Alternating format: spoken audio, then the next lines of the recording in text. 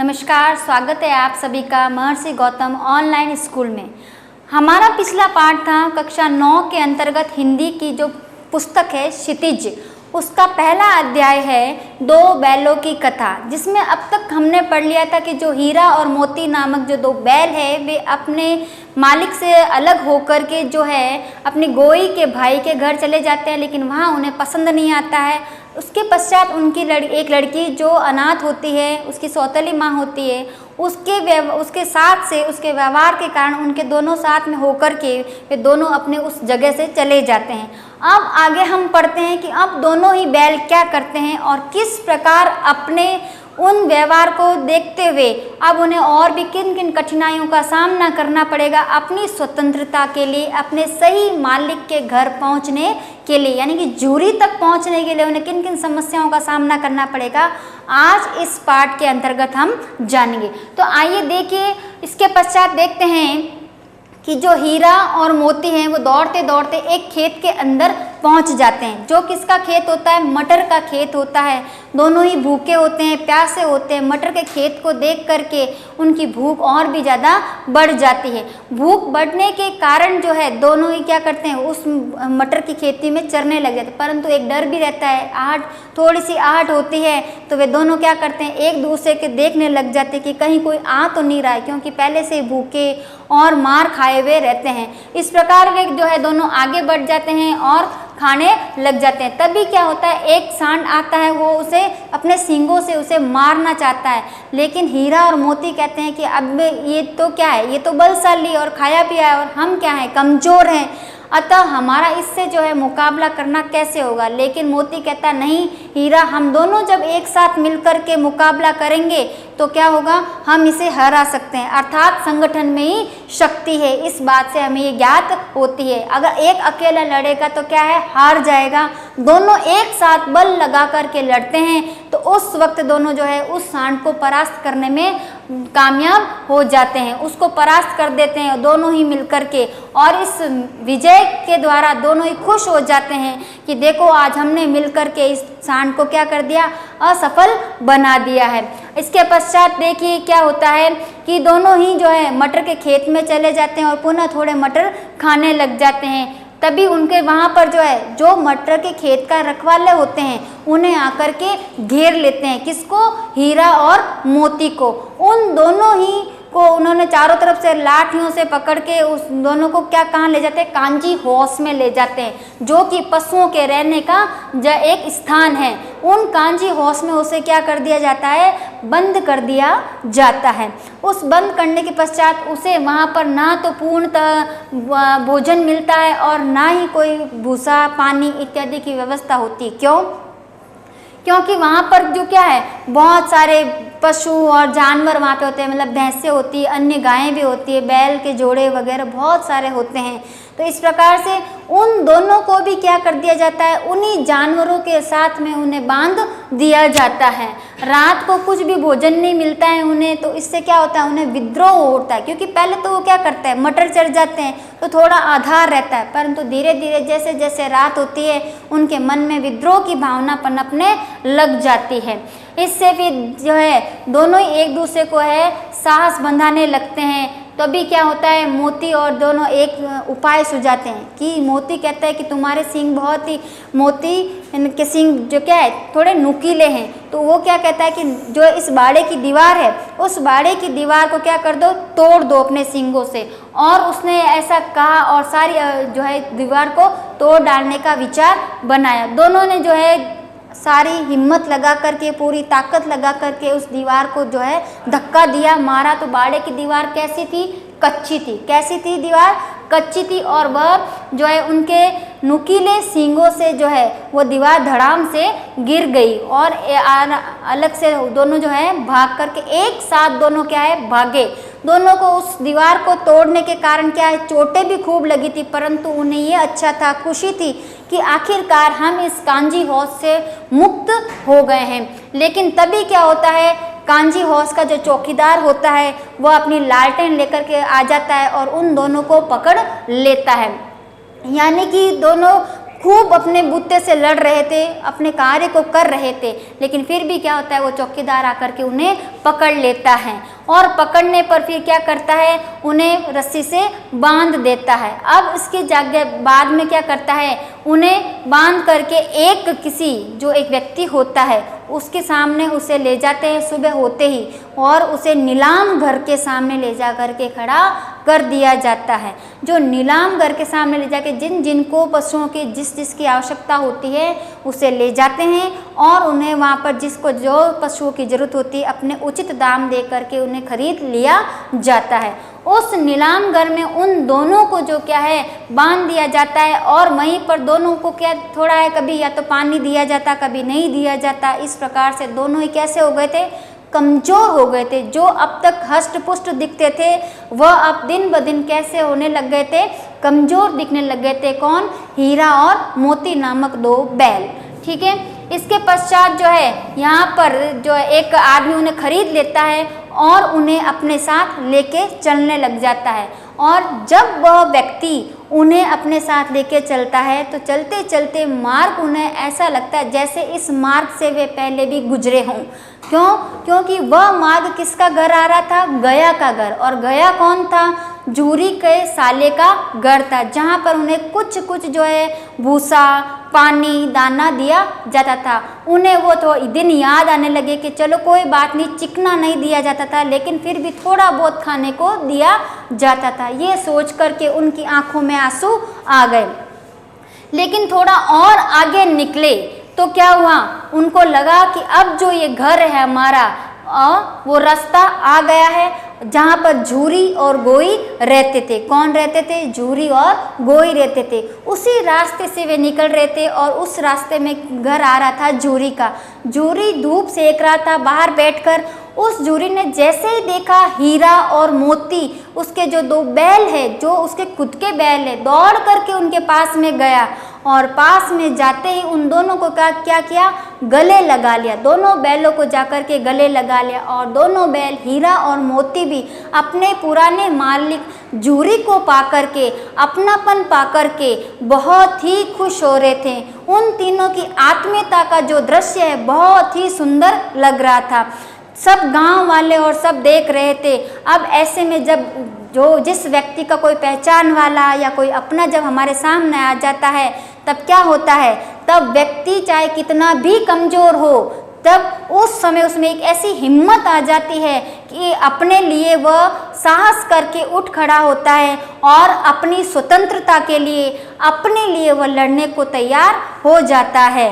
तो इस प्रकार जब देखा कि झूरी उसके साथ में आ गया है और अपना ही गांव, अपने ही लोग, चारों तरफ का वातावरण हो गया है, तो मोती में जो है थोड़ी सी और ताकत आ जाती है। वो मोती क्या करता है, अपने सींगों को आगे करके उस डडियल नीलामी वाले व्यक्ति के पीछे क्या करता है, दौड़ने लगता है और वह बेचारा व्यक्ति अपनी जान बचा करके वहाँ से भाग जाता है। भागने पर उस बाद में झूरी क्या करता है, झूरी अपने दोनों ही बैलों को बहुत आराम से हाथों से सहलाता है। तो कभी हीरा उसके एक कंधे पर गर्दन रखता है तो कभी मोती दूसरे कंधे पर गर्दन रखता है। दोनों ही जो है बैल आपस में अपने जो मालिक हैं झूरी, उनसे प्रेम करने लग जाते हैं। आँखों में एक अलग ही आत्मीयता की चमक आ जाती है। इस प्रकार से जो है दोनों ही बैलों ने क्या किया, अपने घर आकर के जो है उस बहुत ही प्रसन्नता हासिल की और इतने संघर्ष के बाद भी अपने मालिक के घर आकर के पुनः अपने परिवेश में आकर के अपना कार्य शुरू कर दिया और वे वापस अपनी स्थिति में रहने लगे। देखिए, इस अध्याय के अंतर्गत हमने ये जाना कि किसी भी व्यक्ति को जितना हम अत्याचार करेंगे या उसको दबाने की कोशिश करेंगे तो अंत में क्या करेगा, अपनी आवाज़ को ऊंचा उठाने की कोशिश करेगा। यदि हम किसी भी व्यक्ति को या जानवर को, किसी पशु को प्रेम से या अच्छे व्यवहार से रखते हैं तो वह भी हमारे साथ वैसा ही व्यवहार करता है। तो इस पाठ के अंतर्गत, इस अध्याय के अंतर्गत मुंशी प्रेमचंद ने पशु और कृषक के बीच का जो आत्मीय संबंध है इसके बारे में दर्शाया है। ठीक है, आशा करती हूँ कि इसके अंतर्गत जो पाठ पढ़ाया गया आपको बहुत ही अच्छा लगा होगा और इसके द्वारा समझ में आया होगा कि हमें भी जो है प्रत्येक के साथ में कैसा व्यवहार करना चाहिए, आत्मीयता का व्यवहार करना चाहिए। ये तो हुए आपके इसका पाठ का भाग। इसके पश्चात देखिए इसमें क्या आ जाते हैं, प्रश्न उत्तर आ जाते हैं। प्रश्न उत्तर में देखिए, कांजी होश में कैद पशुओं की हाजिरी क्यों ली जाती होगी? वह इसलिए ली जाती होगी ताकि कोई भी पशु विद्रोह करके यहाँ से भाग न जाए या कोई रखवाला उन्हें कम ना कर दे। ठीक है, छोटी बच्ची को बैलों के प्रति क्यों प्रेम उमड़ आया? इसलिए प्रेम उमड़ आया क्योंकि उस बच्ची की जो स्वयं की माँ थी वह क्या थी, स्वर्ग सिधार गई थी और उसके साथ कौन थी, सौतेली माँ थी। और सौतेली माँ क्या करती थी, उसके साथ दुर्व्यवहार करती थी, उसे मारती थी, पीटती थी। तो ठीक उसी प्रकार से उन दो बैलों के साथ भी ऐसा ही व्यवहार किया जाता था। तो उसे लगा कि जिस प्रकार मुझे तकलीफ हो रही है, मुझे कष्ट हो रहा है, तो उन बैलों को भी ऐसा ही प्रतीत हो रहा होगा। कहानी में बैलों के माध्यम से कौन से नीति विषयक मूल्य उभर कर आए हैं? कहानी में जो है इस का पाठ्य पुस्तक में जो कहानी दी गई है उसमें ये बताया गया है कि जो व्यक्ति अपनी संघर्ष नहीं करेगा या स्वतंत्रता के लिए संघर्ष नहीं करेगा वह कभी भी सफल नहीं हो सकता, क्योंकि सफलता उसी को मिलती है जो संघर्ष करता है। और साथ में ये भी बताया गया है कि एक व्यक्ति और एक पशु के बीच में भी आत्मीय संबंध हो सकता है। प्रस्तुत कहानी में गधे की किन स्वभावगत विशेषताओं के आधार पर उसके प्रति रूढ़ अर्थ मूर्ख का प्रयोग न कर किस नए अर्थ की ओर संकेत दिया गया? देखिए, हमने शुरू में पढ़ा था, पहले पाठ में पढ़ा था कि इसमें ये बताया गया कि प्रेमचंद ने ये बताया कि वह सीधा है। गधा कौन है? सीधा है, सरल है, चुपचाप हर कार्य कर लेता है, मूक होकर के सबकी बातें सुन लेता है। ये ऐसा स्वभाव एक मूर्ख में नहीं बल्कि एक संत और योगी के अंदर होते हैं, क्योंकि मूर्ख व्यक्ति तो कभी न कभी जो है पलट करके वापस जवाब दे देते हैं, परंतु गधे को जो है एक योगी और एक संत के बारे में उसकी संज्ञा दी गई है। क्यों? क्योंकि जिस प्रकार संत और योगी अपने तप में लीन रहते हैं, उन्हें किसी प्रकार की सांसारिक माया मोह से लेना देना नहीं होता है और वे शांत स्वभाव रह करके, निर्मल स्वभाव रह करके सबका हित और भला चाहते हैं। ठीक उसी प्रकार से गधा भी अपने कर्म में लीन रह करके अपना कार्य करता रहता है। ये इसका उत्तर होता है। किन घटनाओं से पता चलता है कि हीरा और मोती में गहरी दोस्ती थी? क्योंकि जब भी कभी आपने पढ़ा है अब तक का पाठ कि जब देखते हैं कि हीरा और मोती चाहे अच्छे समय में थे तब भी दोनों एक साथ रहते थे, खाना खाते थे यानी कि भूसा खाते थे, एक साथ नान में मुंह डालते तो कभी एक निकाल देता तो कभी दूसरा निकाल देता, यानी कि सब कुछ कार्य वे क्या करते थे, बांट करके करते थे। इसके पश्चात आपने देखा कि इसमें बताया मैंने कि जब गया के घर गए तब भी दोनों एक साथ क्या कर रहे थे, विद्रोह की भावना में थे। और जब कांस होज में पहुँचे तो उसमें भी क्या किया, उन्होंने एक साथ मिलकर के अपना जो है विद्रोह आगे किया और आखिर तक जो है दोनों एक साथ मिलकर झूरी के पास में पहुंच गए। तो इन घटनाओं के माध्यम से हमें ये पता चलता है कि दोनों की जो है दोस्ती बहुत ही गहरी थी। लेकिन औरत जात पर सींग चलाना मना है, यह भूल जाते हो। हीरा के इस कथन के माध्यम से स्त्री के प्रति प्रेमचंद का दृष्टिकोण बताना है। यहाँ पर जो है इस पाठ के माध्यम से एक छोटी बात और उभर के सामने आती है। प्रेमचंद जी ये कहना चाहते हैं कि स्त्री चाहे कैसी भी हो, यानी कि स्त्री को कभी भी जो है तकलीफ नहीं देनी चाहिए, दुर्व्यवहार उसके साथ नहीं करना चाहिए, क्योंकि स्त्री क्या है, मान सम्मान के लायक होती है।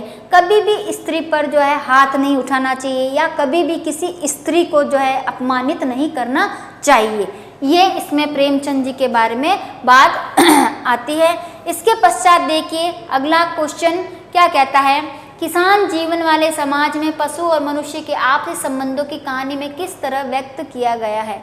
इसके अंतर्गत ये बताया गया कि एक किसान के प्राण किस में बसते हैं, उसके पशुओं में बसते हैं। और पशु जो है हमेशा किसके भूखे होते हैं, प्रेम के भूखे होते हैं। देखिए चाहे पशु हो या मनुष्य हो, सभी क्या होते हैं, प्रेम के भूखे होते हैं।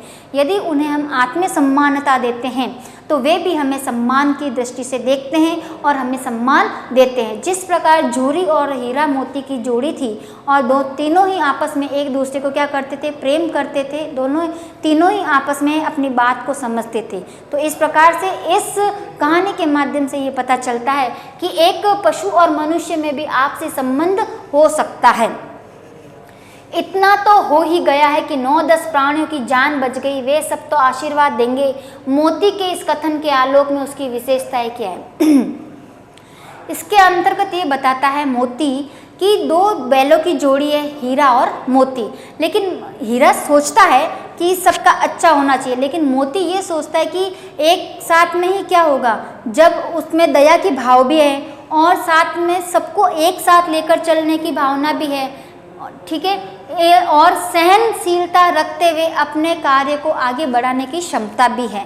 ये बातें उसमें स्पष्ट हो जाती हैं। इसके पश्चात देखिए, आज से स्पष्ट करना अवश्य उनमें ऐसी कोई गुप्त शक्ति थी जिससे जीवों में श्रेष्ठता का दावा करने वाला मनुष्य वंचित हो जाता है। यानी कि मनुष्य अपने स्वार्थ के लिए काम करता है, परंतु पशु कभी अपने स्वार्थ के लिए कार्य नहीं करता है। वह तो सदैव अपने हित के बारे में न सोच करके दूसरे के हितों के बारे में सोचता है। तो ये बात इसमें स्पष्ट होती है।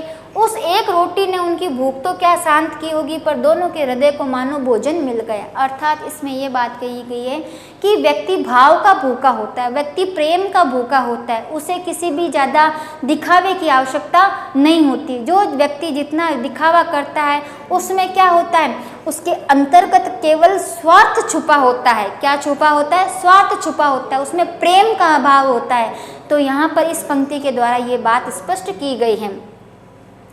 गया ने हीरा मोती को दोनों बार सूखा भूसा खाने के लिए दिया। क्यों दिया बताइए?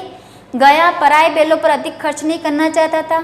गरीबी के कारण खली आदि खरीदना उसके बस की बात नहीं थी। वह हीरा मोती के व्यवहार से बहुत दुखी था, उसे खली आदि सामग्री की जानकारी नहीं थी। तो इसका उत्तर होगा आपके पास, गया पराए बैलों पर अधिक खर्च नहीं करना चाहता था, क्योंकि अभी तक वो किसके बैल थे? जूरी के बैल थे, इसीलिए वो इसमें बताया गया है। ठीक है, ये होता है आपका पाठ पूरा, जिसमें ये बताया गया है कि कृषक और एक पशु के संबंध मध्य में कैसे संबंध होते हैं, और वे दोनों ही जो क्या होते हैं, दोनों में ही आत्मिक संबंध होते हैं। तो इस पाठ के माध्यम से मुंशी प्रेमचंद बताना चाहते हैं कि व्यक्ति चाहे कैसा ही हो, निर्धन हो या कोई सामान्य वर्ग का हो, उन सब में क्या होती है, स्थितियाँ बराबर ही होती हैं। लेकिन जब तक हम संघर्ष नहीं करेंगे तब तक हम अपने उद्देश्यों की प्राप्ति, हम अपने जो अधिकार हैं उन्हें प्राप्त नहीं कर पाएंगे। तो ये आज का आपका पाठ कक्षा 9 का क्षितिज का जो है पूरा होता है। 2 बैलों की कथा। आशा करती हूँ आपको बहुत अच्छे से समझ में आए होंगे। अब हम अगला पाठ लेकर के अगले पाठ में उपस्थित होंगे। धन्यवाद।